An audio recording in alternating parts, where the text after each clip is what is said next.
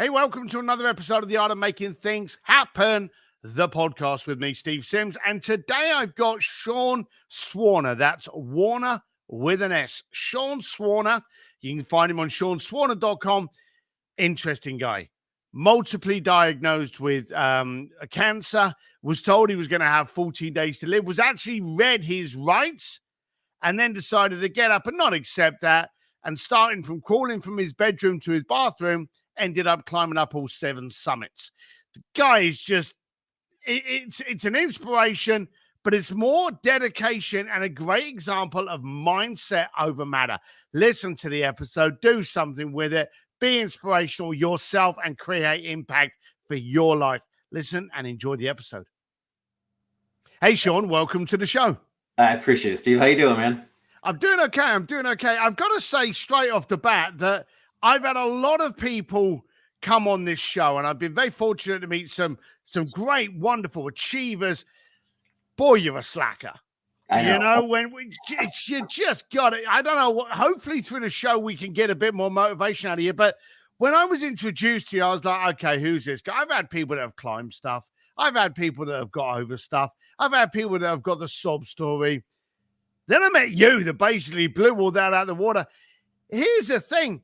You got diagnosed with cancer at the age of 13, then again at 16, got told that you were going to have, I think it says it's just 14 days to live. You were actually read your last rites, and then you climbed Mount Everest. So there's a lot to unpack there. So let's break this down. As a kid, being diagnosed cancer, I cannot relate. I can, and thankfully, so many people won't ever have to. But were you the kind of kid that went, "Hey, this isn't going to get me"? Now, you obviously had some power behind you, but before that happened, were you like a go-getting kind of kid? You know, I was. In fact, if you go back even further, I was a competitive swimmer from maybe 5 or 6 years old, right? And one of the things that my parents taught me at such a young age was, let's say I'm swimming the 25-meter breaststroke, right? I touched the wall. I'm a little kid, 5 years old, 6 years old. Either my mom or my dad is standing at the end of the pool, and they just yank me out of the water. They always ask me 2 questions, and it's basically, did you have fun, and did you do your best? Not, hey, why didn't you beat Jimmy? Why didn't you beat Steve? Why didn't you come in first place? You know, just, did you have fun, and did you do your best? I was like, absolutely. You know, that's what it was all about, enjoying what I was doing. But then the next time I got in the water, they encouraged me to beat the last time that I swam. So for years, I was a competitive swimmer. I ran track. I was in cross country. I pole vaulted. I pretty much did everything, you know, and I was just constantly pushing myself a little bit more, a little bit more, a little bit more. So I had that athletic background, and I also had the mentality of pushing myself beyond what I thought was possible at such a young age. And I think it came from my parents. Yeah, but that's a hell of a whack when at the age of 13 you get told you got cancer. Yeah, but what other choices do you have? I mean, it's one of those things where you really don't know what you're capable of until you're in that situation. Right. You know, some people would say, "Oh my God, I have no idea how you did it." You know, looking back at it as a 13-year-old, and in hindsight being 20/20 and having a different perspective, being a lot older than 13 now, you know, I think it was worse than my parents. You know, because they couldn't get into their firstborn child's mind and fight for him. They couldn't get in there and change this. They couldn't plant the seed and make it grow to be what it is now. They did the best they could, yeah. But again, it's amazing what you're capable of when you're in that situation. And I tell people all the time, like, you know, I didn't really have a choice. I could fight for my life, or I could give up and die. You know, and the latter is really not an option.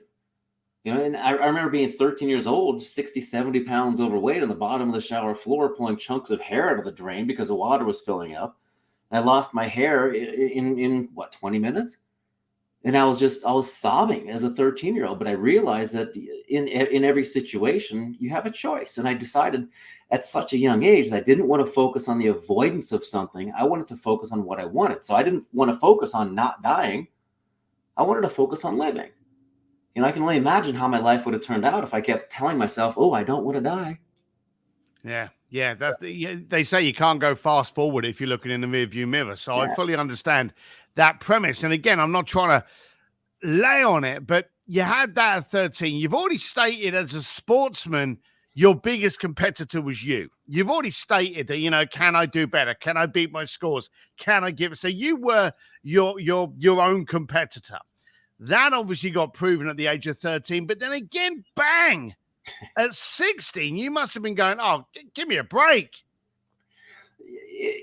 Yes. And I remember that. And it was devastating because actually in one day, I was going in for a checkup. This is how they found the second cancer. I was going in for a checkup for the first cancer.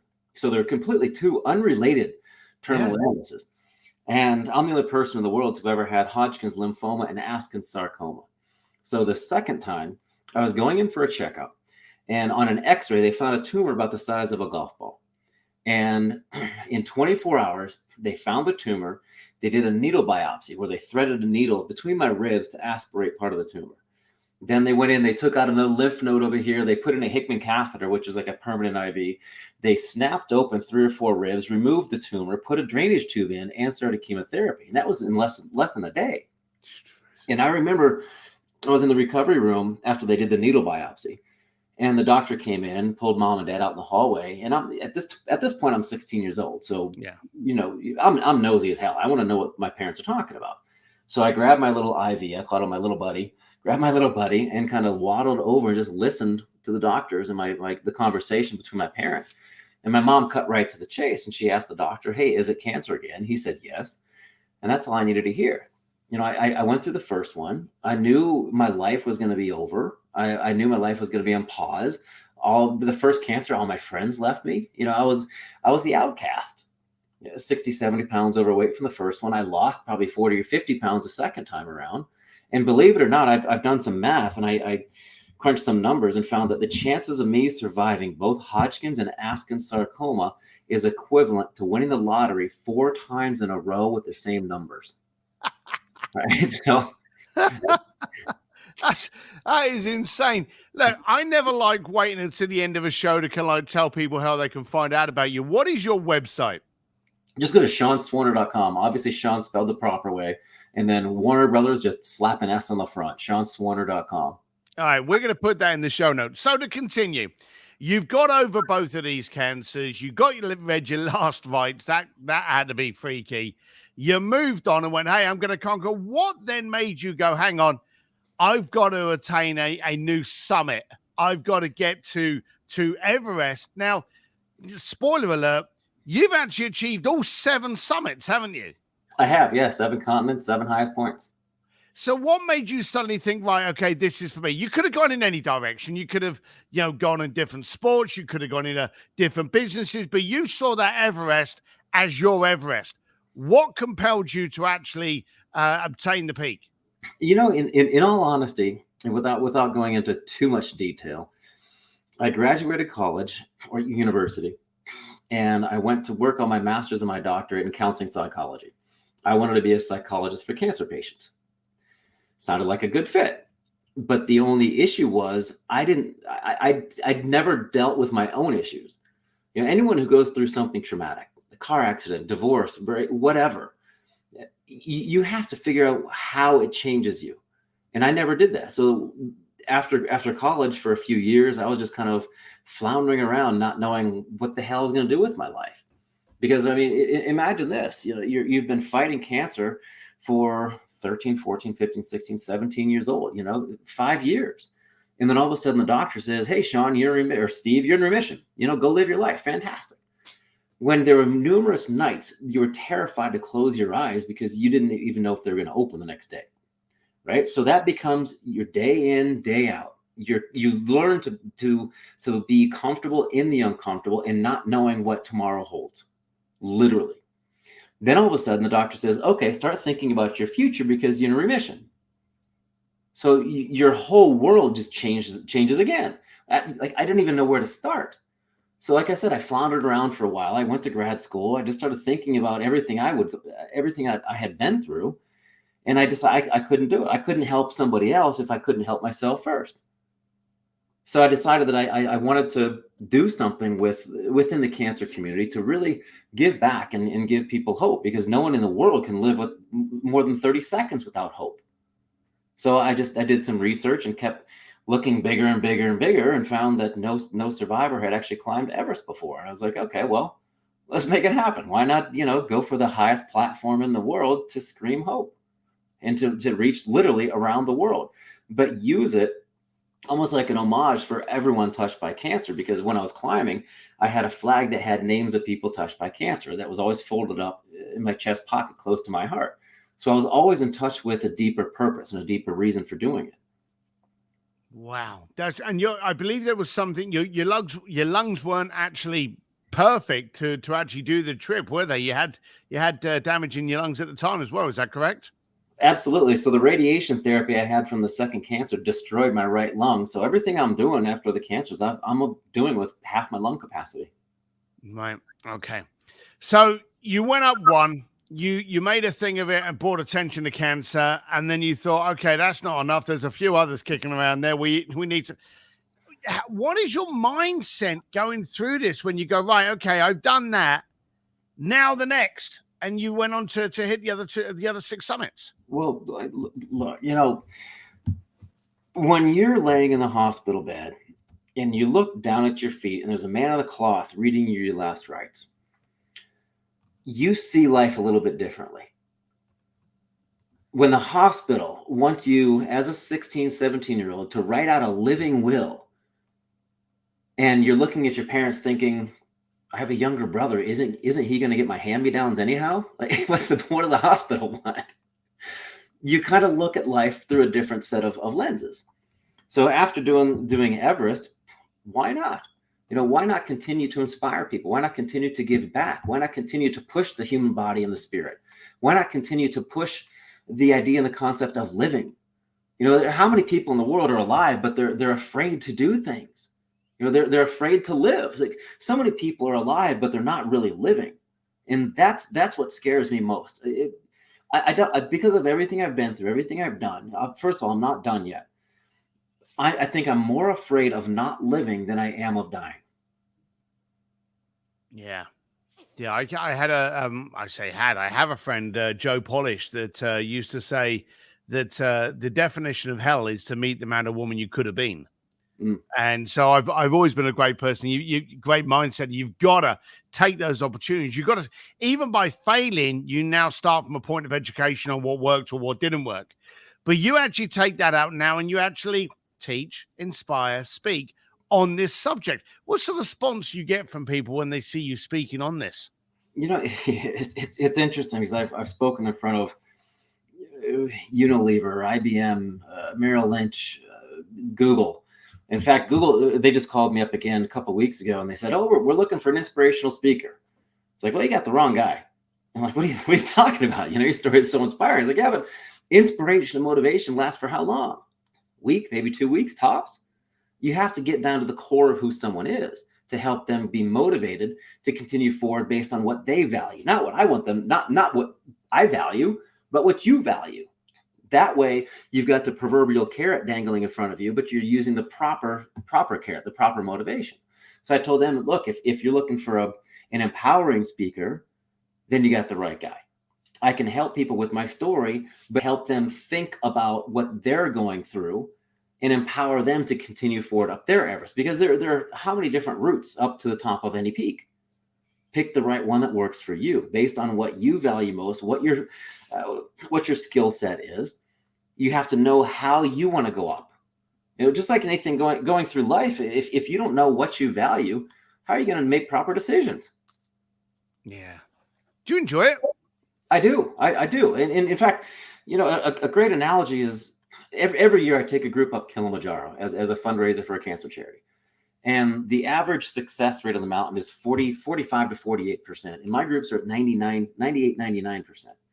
And I really think it's because we do deeper work. People call it an expedition, but with me, it's an inspedition. It's an inward journey through an outward adventure. And it never fails where we get to the top and somebody comes up and says, thank you so much for getting me here. And I always look at them and I say, I didn't get you here. And then in an instant, their life changes. Like, oh my God, you're right. I did it. And people say, oh, about leadership. You don't have to be at the front of the pack to be a leader. I'm always at the back of the pack, making sure people don't fall off the mountain. Well, that's a handy place to be. So, and these, I like the way you call these expeditions. When did that come about? Why did you think of doing that? Why did you think of getting other people involved in it? It came to me a couple of years ago when, well, actually, a few things have happened. One, going back to, is it worth what do I enjoy it?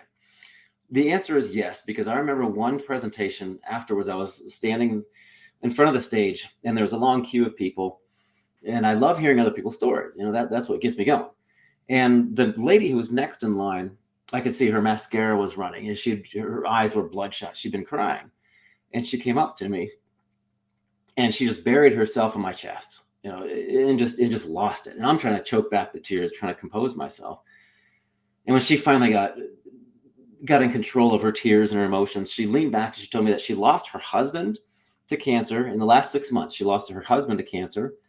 She lost her son to cancer, and she got diagnosed for the third time with cancer in the process of 6 months.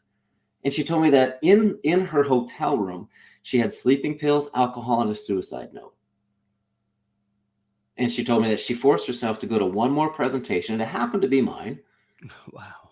And she said, I saved her life.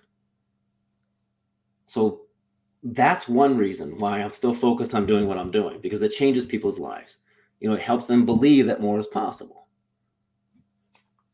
That is beautiful. Now, you say you're not done. You made that statement probably about 10 minutes ago in this recording. You said, "Oh, I'm not done." So what is the future for you?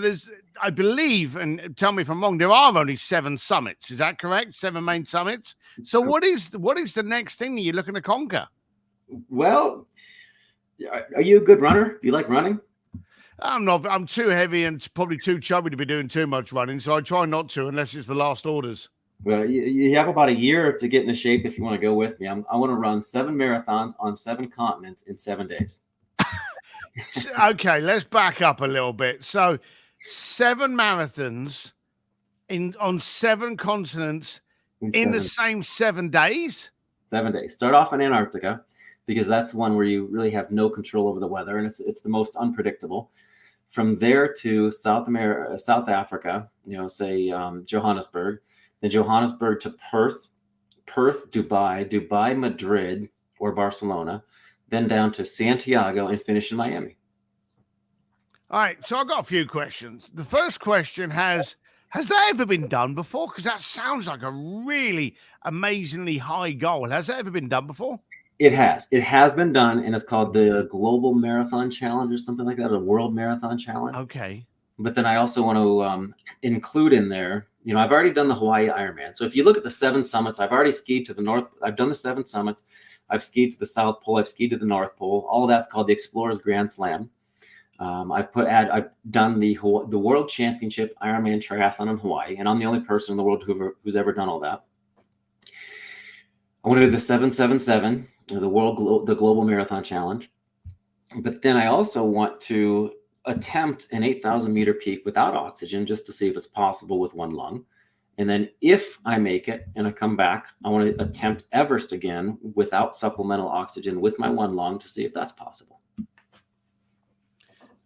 So you're pushing yourself. Now, I really want to think about this question. Are you searching for something, or are you just pushing yourself for something? There's a lot of people that go, "Oh, as soon as I get that, I'll be good." I want to make sure you're living these moments and not just going focused on, well, once I've done that, that'll be, and the next thing. There's a lot of next thing problem we have in entrepreneurs. It's the shiny object syndrome. We're really good where we are, and then we fuck it up, or we go, "Oh, squirrel, that's shiny over there." Are you taking the time to actually look around you and go, "I'm actually achieving some stuff. I'm spreading the news"? Are you taking that moment to live your life? Absolutely. And I decided a long time ago, and I think it was probably when I was hugging my dad goodbye from the Denver airport, flying over to Kathmandu to climb Everest. And I remember him whispering in my ear, "We didn't get you through 2 cancers to go kill yourself on a hunk of rock and ice." So that's always been there. And I've decided a long time. I decided a long time ago. It's never about the summit. It's never about the thing. It's never about the new house. It's never about the new car. It's what that means to me. It's what that represents. And do I enjoy the journey? Absolutely. You know, I think there are two forms of fun. You know, type A and type B fun. Type A is like roller coasters. You're like, woo, this is a great time. Type B fun is it sucks in the moment, but when you get home, you look back at it and think to yourself, yeah, it was pretty fun. But going to the North Pole, you know, you're talking about accomplishing things. That was a completion of the Explorer's Grand Slam that I mentioned earlier.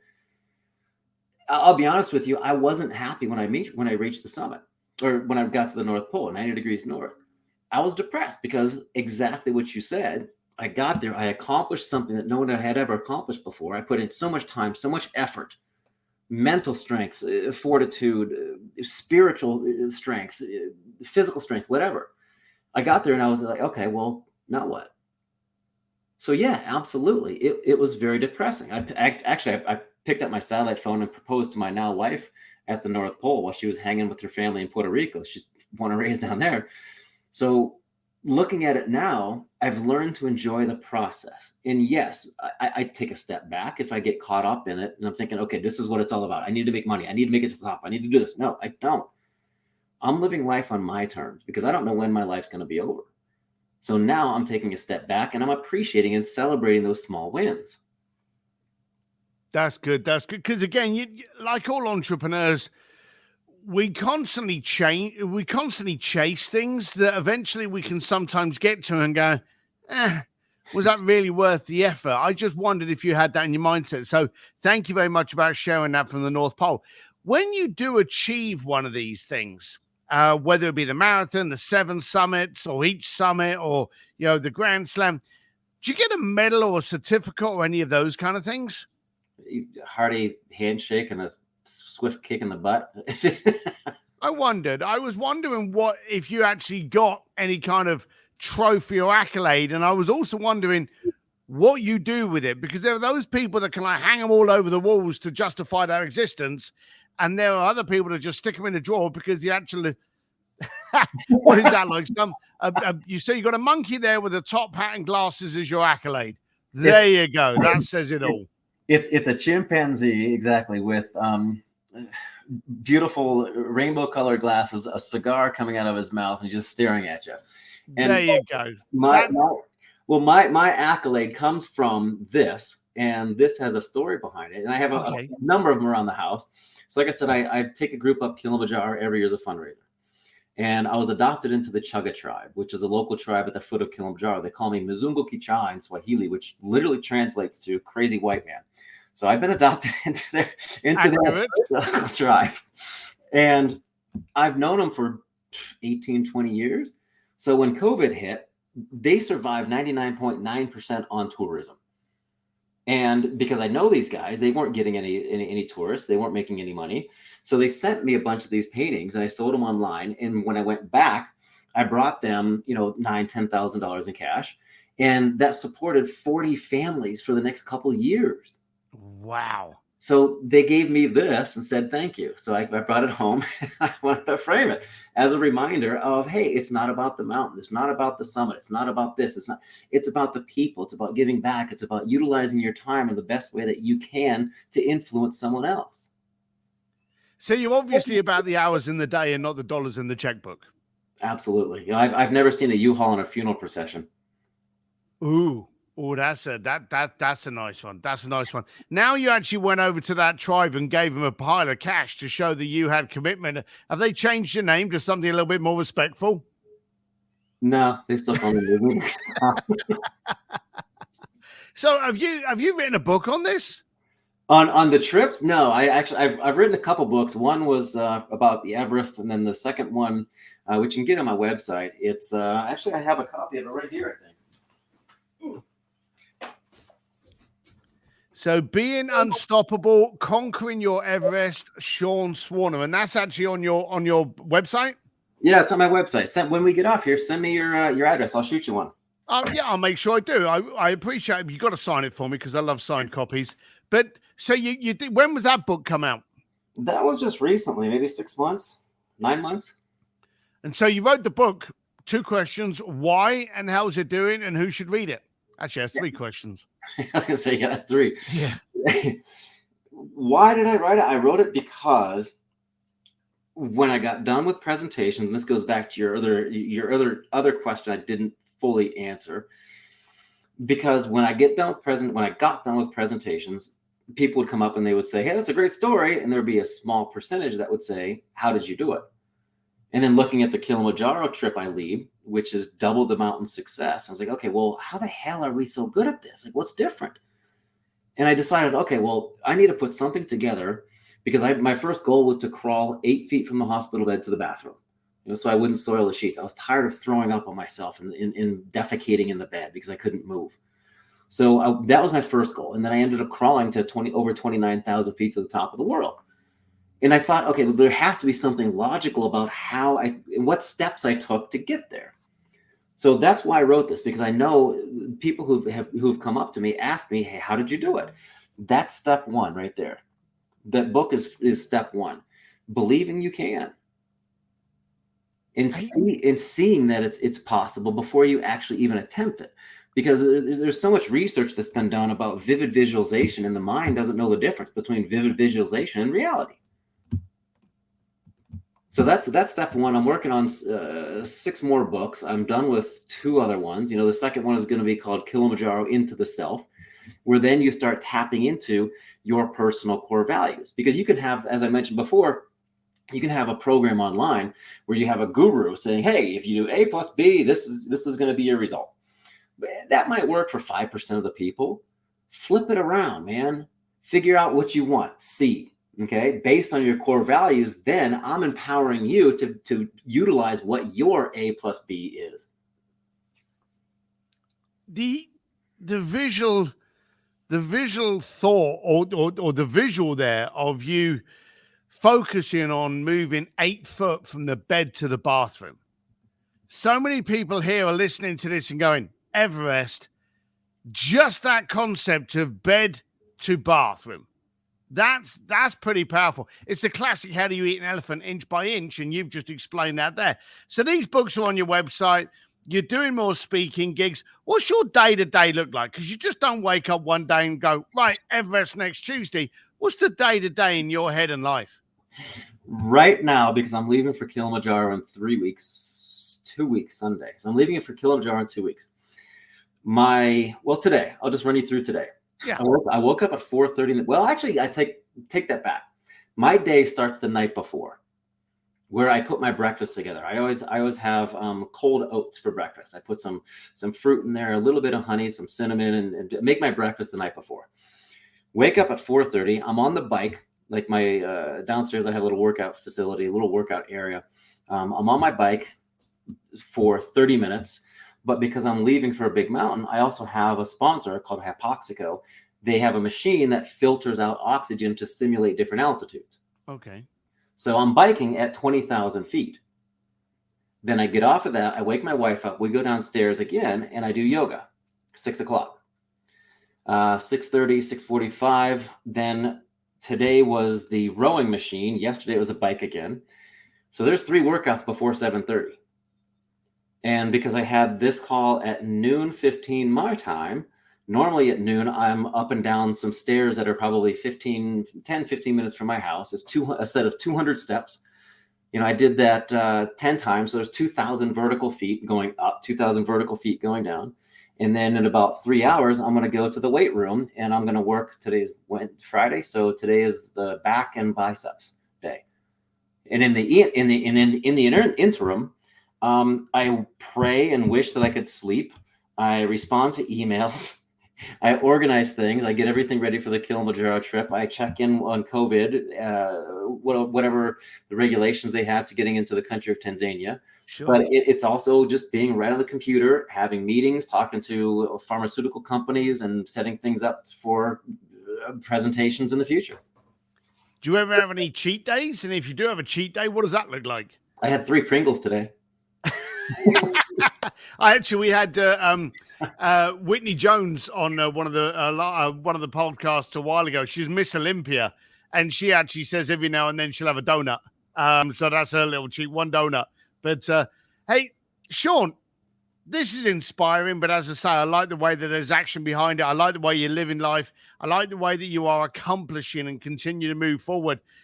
We've got to find you again, Sean Swarner. That's Warner with an S.com. You got 2 books there. If you need a speaker and you need them to be like actionable, inspirational, motivational, the whole works, reach out to Sean. Sean, anything to add? No, I'm going to come visit you sometime soon. As long as you're not going to make me run with you, I'll accept that. Sean, thank you very much for being on the Art of Making Things Happen podcast. It's been a pleasure. My pleasure, man. Thank you. Look after yourself. Bye. Hey, I hope you liked that episode of the Art of Making Things Happen podcast. And remember, these are done for you. If you like them, subscribe, share them around. But if you don't like them, send me an email to ask@steveDsims.com and you can tell me what I need to do to make this the most dynamic podcast you listen to. Anyway, make sure whatever you learned from the last podcast, you actually do something with. Without action, it's just a bunch of people blowing air. Have a good time. Until next time. Bye.